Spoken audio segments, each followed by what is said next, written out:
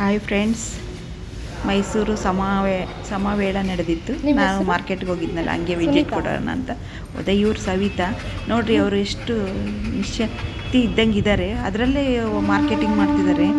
ಇದು ಅವರೆಲ್ಲ ಮೈಸೂರು ಸೋಪ್ಗಳು ಅದೆಲ್ಲ ತಗೊಳಕ್ಕೆ ಬಂದಿದ್ರು. ಇವರೆಲ್ಲ ಇಲ್ಲಿ ಕ್ಲೀನಿಂಗ್ ನಡೀತಾ ಇತ್ತು. ಏನೋ ಫಂಕ್ಷನ್ ಇತ್ತು ಅನಿಸುತ್ತೆ, ಕ್ಲೀನಿಂಗ್ ನಡೀತಾ ಇತ್ತು.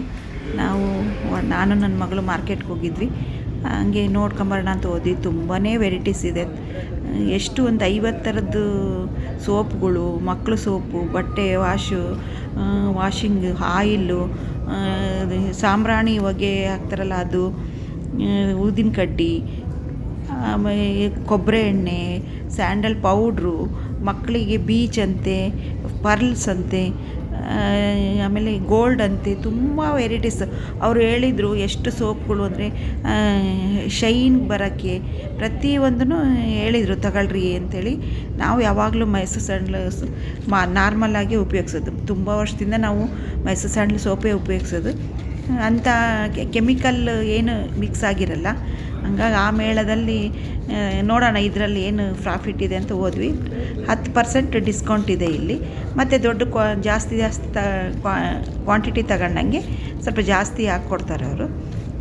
ನಾನು ನಾರ್ಮಲ್ 75 ಗ್ರಾಮಿಂದು 1 ಡಜನ್ ತಗೊಂಡೆ. ಮತ್ತು 150 ಗ್ರಾಮಿಂದು ಇದೆ.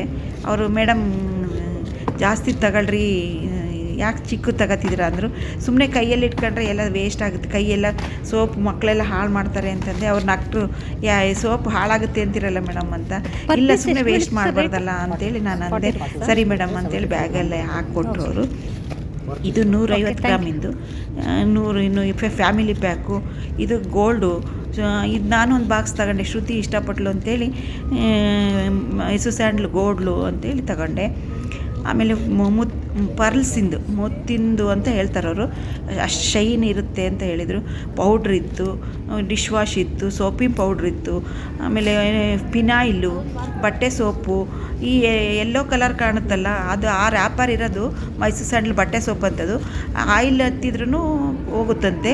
ಮತ್ತು ಬಕೆಟು ಏನಾರ ಪಾತ್ರೆಗಳು ಸೋರ್ತಿದ್ರೆ ಅದು ಹಚ್ಚಿದರೆ ಸೋರೋದು ನಿಲ್ಲುತ್ತಂತೆ. ಆ ಥರ ಇತ್ತದು. ನನ್ನ ಮಗ ಕೇಳಿದೆ ತರಬೇಕಂತ. ಬೇಡ ಬಿಡಮ್ಮ ತಂದಿದ್ದೀನಿ ಅಂತ ಅಂದ. ಮತ್ತೆ ಈ ಶ್ರುತಿ ಏನಂದ್ರೆ ಇನ್ನೊಂದು ಡಜನ್ ತಗೋಣ ಅಂದ್ಲು. ಹಂಗಾಗಿ ಇನ್ನು 2 ಡಜನ್ ಸೋಪು, ಒಂದು ಬಾಕ್ಸ್ ಡಿಶ್ ವಾಶು ತಗೊಂಡು ನಾನು ಬಂದಮೇಲೆ ಹೊರಗಡೆ ಬಂದ್ವಿ. ಅಲ್ಲಿ ಸವಿತವರು ಕರೆದು ಯಾಕೆ ವಿಡಿಯೋ ಮಾಡಿದ್ರಿ ಅಂದರು. ಇಲ್ಲ, ಸುಮ್ಮನೆ ನಾವು ಯೂಟ್ಯೂಬ್ ಓಪನ್ ಮಾಡಿದ್ದೀವಿ ಅಂದಿದ್ದಕ್ಕೆ ಅವರು ನಮ್ಮ ಅಕ್ಕನಿಗೆ ವಾಟ್ಸಪ್ ಮಾಡಿರಿ ಅಂತೇಳಿ ಕಳಿಸಿದರು. ಈ ವಿಡಿಯೋ ನೋಡಿದ್ದಕ್ಕೆ ಧನ್ಯವಾದಗಳು. ಕಮೆಂಟ್ ಮಾಡಿ, ಶೇರ್ ಮಾಡಿ, ಸಬ್ಸ್ಕ್ರೈಬ್